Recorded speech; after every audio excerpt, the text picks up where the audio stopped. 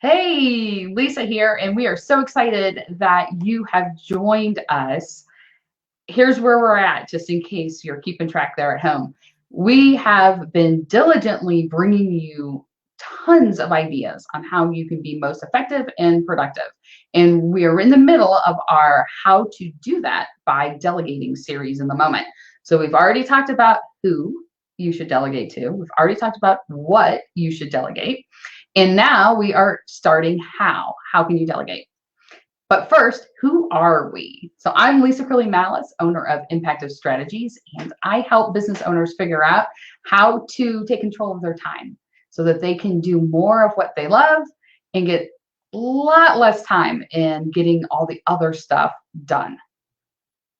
And I am Laura Licursi, owner of Elite Virtual Assistants, and we help busy professionals, attorneys, and business owners go from being busy to productive with our virtual assistant services. And then I also help virtual assistants. I just support them with resources, free trainings, and also help them build their businesses. So, what we've been talking about here, like Lisa said, is the whole delegating piece. And I'm just going to recap real quick because we mentioned this last week, but I think it's something that I just need to bring up again.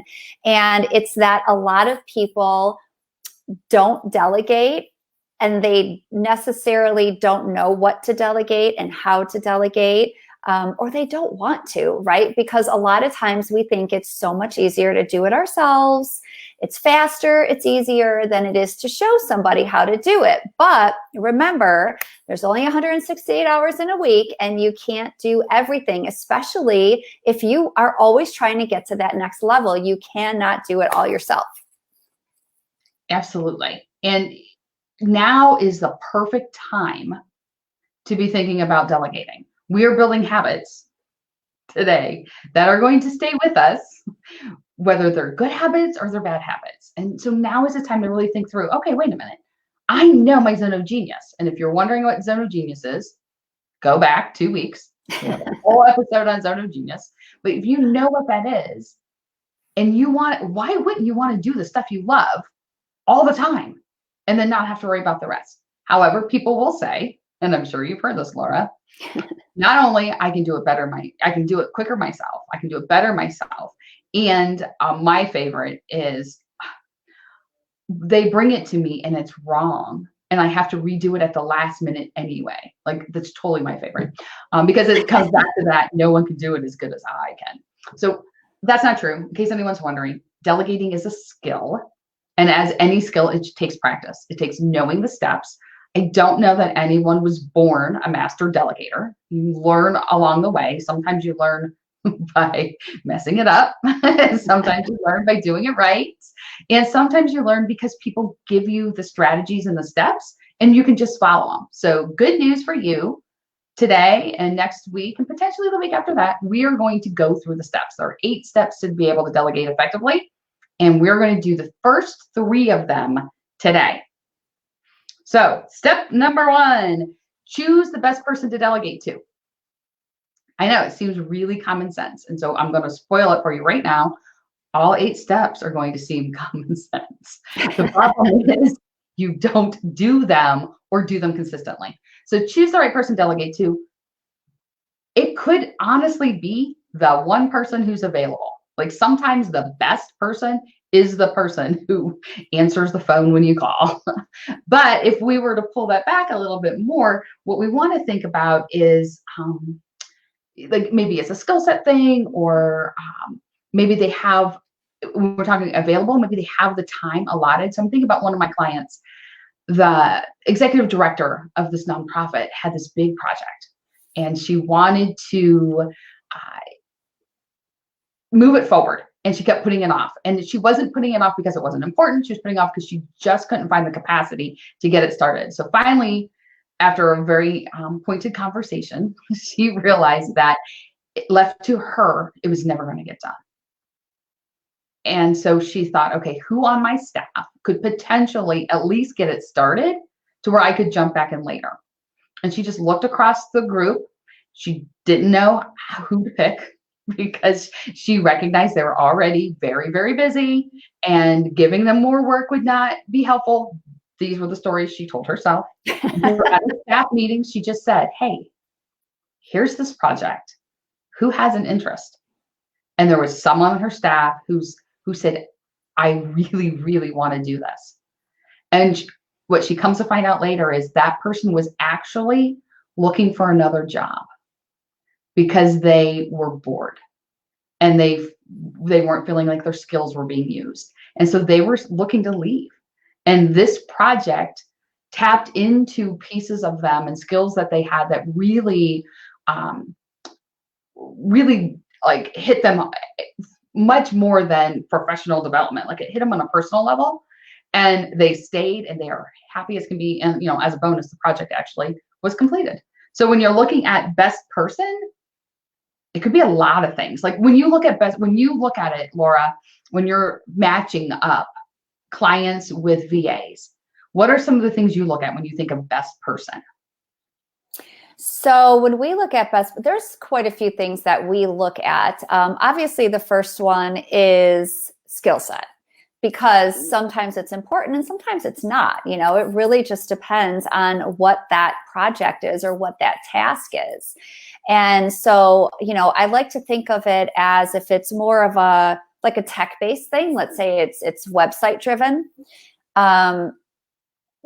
Is it something that a professional needs to do? So are you looking at either creating a website from scratch that is going to be complicated, let's say, is it going to need all of these integrations and funnels and, it's going to be an e-commerce site or something like that, right? That's something you probably want to leave to a professional. But if it is something that is just website updates, or your website is really just kind of an informational piece where you like how, the web isn't really the way that you typically would do business, find a creative person on your staff then that is willing, like you said, like in that case, somebody who is willing to step up and go, I've always wanted to do that. I would love to try to figure that out, or I would love to help out with this. And then the other thing to think about with that too, though, is like how time sensitive is it? Do you have time for somebody to learn it, or is it something that, no, I actually need this done like right now. I don't have time for you to do that, right? Because that makes a difference. Like actually during this whole COVID thing, we did have a lot of people come to us to do those simple website updates, just to put like what their response was that week or what was happening in their business that week. And they didn't have anybody that could just jump in and do it quickly. And that's not something that, you really could take a couple weeks to figure out. They needed to get that message out right away. So I think there's, a couple things that you need to think about with that. And then like we talked about last week too, in addition to skill set, depending on what you're looking for, it's the personality piece. If it's somebody that's not on your current team or that's not currently working with you, is this person a good personality fit for your team, for you? You've got to think about the culture that you have, because if it's going to be a long-term position, you want to make sure that that's all going to mesh together, so that you're not always out there, trying to find somebody else to do that. So those are, when we look at that, those are the two really big things that we look at is the skill set. Is it necessary? What's the big scope of the job? And then, personality wise, how are they going to work together, fit together? We actually do use the DISC assessment, just to see, this is the trait of our virtual assistant. And a lot of times, obviously on our end, we need to be that, supportive. We need to be, take that role on. So. Right. Oh, I didn't know you used DISC when you. We've used a couple. Yeah, we used one called iPersona, which was really good too. And it's just a completely different way. But I do like the DISC assessment because it just kind of tells you what your traits are, as far as, am I more supportive? Am I like a visionary person? What is it? Yeah. Oh, I love DISC. I know you do. I knew you'd like that. Yes. I love this so much. And in case you're wondering, I'm learning as we go from Laura always. So now we're going to jump into step number 2. And if you are the type of person like I am, and you're like, I don't want to get 3 steps this week and 3 more next week, whatever. If you want all 8, scrolling across the bottom of your screen is a bit.ly link. Just click there. Spoiler alert, all 8 are listed right there. But we're going to jump into step number 2, which is determine the appropriate level of delegation. So Laura alluded to this a little bit around skill set. Like, are you delegating a task, or are you delegating an outcome? Like, are you saying, here are the results I want? So I want to give you a really quick story about this, and I'll use myself as an example. So there are 6 levels of delegation. Knowing what they are, it's not important. You're never going to walk up to someone and say, I'm delegating to you at a level 4. Like, that is not ever going to happen. But what will happen is you need to have a clear view, and they need to have a clear view on where you are. So level 1 is pretty much go do this one thing, come back to me, let me know how it went, and then I'll give you one more thing to go do back and forth. All the way up to level 6, which is here's broadly what I want to have accomplished. I trust you completely, take it and run. So you can see where if one person is at one level and the other person is thinking they're at the other level, like is a disaster. So I was on a board, my first time on a board, and I had the role of vice president, which pretty much meant I didn't have any job responsibilities. And I just kind of hung out waiting for someone to tell me what to do. So we had a conversation about surveying our members before our strategic planning meeting. And we talked about it at a couple board meetings. It didn't really move forward. And so I said, well, I'll do it. So away I went. I made up the survey questions. I put them in SurveyMonkey. I sent them out. They came back. I compiled the results. I, went to our strategic planning meeting thinking that I was the best thing since sliced bread. Like, I was like, look at me. I did this great thing. Well, the person who said, yeah, go do this, was not thinking level 6 delegation. They were thinking a little bit lower. And so their version of success was really more of come up with some ideas, let me know what you're thinking of surveying people. Once you get that out, come back. Let's talk about the results together. Let's decide how to compile them, and let's move forward. So I come in thinking I'm the best thing ever. This person is what you are. I'm awful. Like, she was so upset. And it's not that I was right and she was wrong or vice versa. It was just that she had one expectation, and I didn't communicate with her, letting her know I was doing it. Like, she probably thought it wasn't even happening. And I was like, well, you said do it. So of course I took it to the end. So the point of that story is, yes, I am the best thing since sliced bread. However, you want to be on the same page. If you're delegating for an outcome, which is always preferable, if you're delegating to an outcome, make sure they know that that you're delegating to an outcome. If you're delegating a task, make sure they know that you're delegating them at a task level. Your goal is always to delegate to them the highest level you can, where they have the skill set and the comfort to be able to do it. So some people are never going to be able to be delegated to at a level 6. It just isn't who they are. Some people can on certain areas and can't in other areas because of comfort or confidence or skill set. You just need to be able to figure out where you are and then make sure you're both on the same page. Yeah. And to that, I think a lot of that too, you can grow with it, like, because you're right. I think of that, and I think of somebody who's a task doer, like you said, maybe level 1, they are, and they don't really graduate from there, but maybe they're never given the opportunity to. Mm-hmm. So, and I know a lot of people who are those like list checkers, they're not necessarily that forward-thinking person, or maybe they're not really a proactive person. And I think that a lot of times that, you need to think about that as well when you're bringing somebody in. Like, do you want somebody who is, we all want somebody who's thinking a couple steps ahead of us, and not everybody's like that. So, and if that's what you want, like you said, it goes back to communication, which we talked about, in the past couple of weeks, because communication is so utterly important. And like your example was perfect, they were delegating at like a level 1, and you took it all the way, you took it home. So, I think being able to, keep those lines of communication wide open, through that is ideal. And just the other thing, just to kind of add to that is, and this probably goes more along with like level 6, but letting them know ahead of time how much decision-making power they're actually going to have, because if they don't know that they can make decisions, they're not going to. So, and you might be the opposite of your story, where then they're expecting that. Like, for example, when we brought on like our customer relations team, my big message to them was, I want our customers to be happy and cared for and know that they are like the most important thing to us. And however you want that to happen and how that looks like, I'm going to let you do that. These are some of the things that we do, but this is the outcome that I want. I want them to feel like they are so loved, right?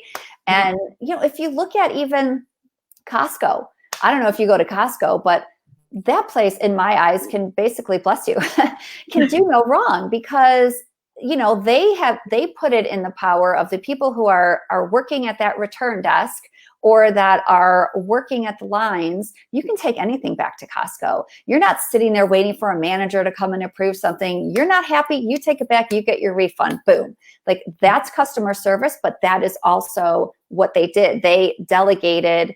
You make our customers feel like they are so important to us. If they're not happy, we'll make it right. So absolutely. I think the same thing with Kohl's. Yes, Kohl's is the same way. It's not Nordstrom. It's the same. Right. Yeah. And I think of when I share with my VAs, and if I haven't mentioned it before, they come from Laura's company and they are amazing. What I share with them is like, here's what we live by. Make it easy. Make it easy for the client, make it easy for the potential client, make it easy for whomever, and show you care. Yeah. Like, those are our guiding principles. Show you care, make it easy. So our third step for you today is meet with the individual, make the assignment, state the desired result. So part of this goes back to that level 6 thing. What is the end result that you need them to be? Even if you're delegating task by task, be really clear about that end result. What I love about this step is meet with the person. Meet. Notice I did not say text. I did not say use Slack. Meet. Whether it's in person or it's on Zoom or a platform similar, or even worst case, it's on the phone. But do not delegate by email or text message. And I don't want to say do not do it ever. Like, at some point you will come into a relationship with someone that you can do that, but definitely not at the beginning. So one of my clients is Indeed.com, and they are all the time on Slack and things like that. But one of the major shifts that this team made was that they delegate by video conference. They no longer delegate through Slack.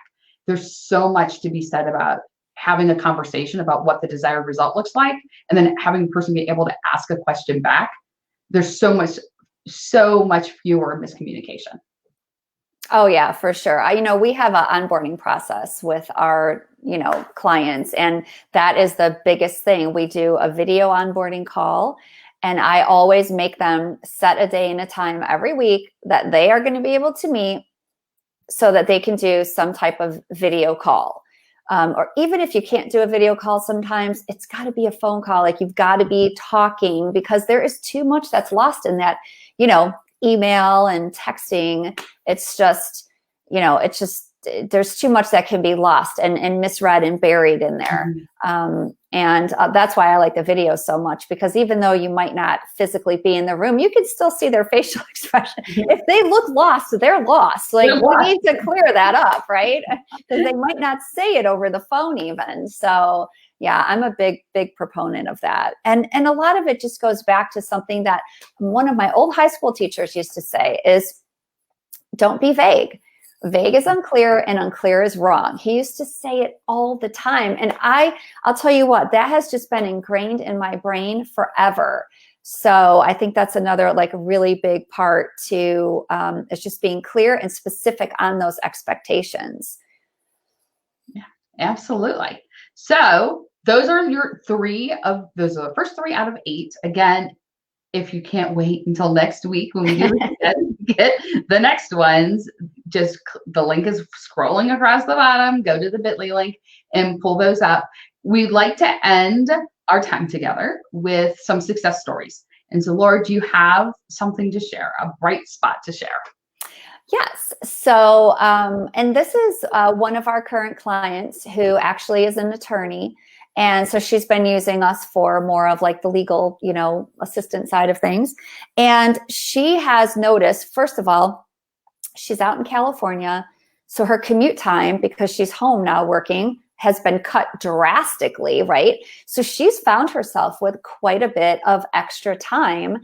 And she knows that right now is when she needs to start making herself visible. She has actually talked to us many times about wanting to do Facebook ads, and just hasn't, because it still takes some time on your part, right? To really dig in, work with like our strategist and come up with this plan. And so she's got the time to do it now. And because she is positioning herself to come out on that other end, working her way through this. But think about right now, everybody's home.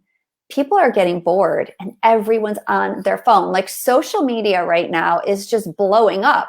And so if you want to take advantage, and I don't mean take advantage of the situation, but take this opportunity to get in and, while you've got the eyes on you, right? While you have the audience, and you can show people how you can help. I think that's a big thing too, is when we're in this type of situation, we don't want to be selling ourselves, obviously, because we're trying to be, obviously compassionate and caring and, just wanting to be there to support people. But the reality of it is your service is benefiting somebody, right? Somebody needs you out there, or they will need you down the road. So take this opportunity to get yourself out there. And if, even this is something that you want to do and you have time to do it, then experiment with it, try it, play with it. If you're just thinking about going on social media and maybe, you haven't really done it for your business or, whatever it is, now is the time to play with it if you've got the time, or, start seeking out a little bit of help or support or even some free resources right now, but to really, get you going. Because that was a big move for her, because she had been wanting to do it, didn't have the time, to really invest in it. And now she is, and, she's pretty happy. So. Yeah. And what's funny is, Laura and I don't share our stories coming in about what our success stories are. So mine today is also about a lawyer. One of my clients has a staff and about 10 people, and they've always been in an office space with, they all had their own offices and things like that. And she's often talked about different ways to reduce expenses and never really approached the whole, do we need an office space conversation?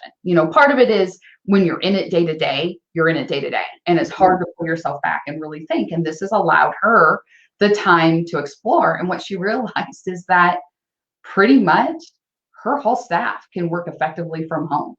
And she doesn't need a suite of offices. She just needs one office to meet with clients when they need to come in to meet. Right now, they're all working from home. The population that she serves is a high risk population. And so they're not coming in. So they figured out that they can pretty much do almost everything by video conference. And so I've heard so much of that. Right? I've heard that a lot. Like, I actually start to wonder what impact this is going to have on these commercial properties like that, these office, spaces, because I've heard that from so many people. Mm-hmm. Like, it turns out she can definitely downsize when her lease is up. That's one of the things she's looking at doing. And again, before all of this happened, it really, I would think, probably wasn't even on like the top 5 things she was looking at to reduce expenses. And then once it happened, she's like, "Ooh, wait, I can." Mm-hmm. So she isn't finding so much that she has the extra time available as your client is to do new stuff. But what she is finding is that because she was forced into this lane, it opened up her eyes to what else is now possible once we get to the other side, which I think is really, it's just one of those things. I'm finding those types of stories a lot with my clients. So with that being said, we are going to end for today. You got 3 tips today on how, if you're thinking, I feel like I dropped in the middle of something and I missed stuff. You did. You missed 4 other things. But specifically the last 2 weeks, we have talked about delegating, what you should be delegating, and then to whom you could delegate to. And now we're in the how phase. So join us again next week. If you have questions, we would love to answer questions. So post them in the comments below. And until then, we'll see you in a week. Yeah, take care, everybody. Happy delegating.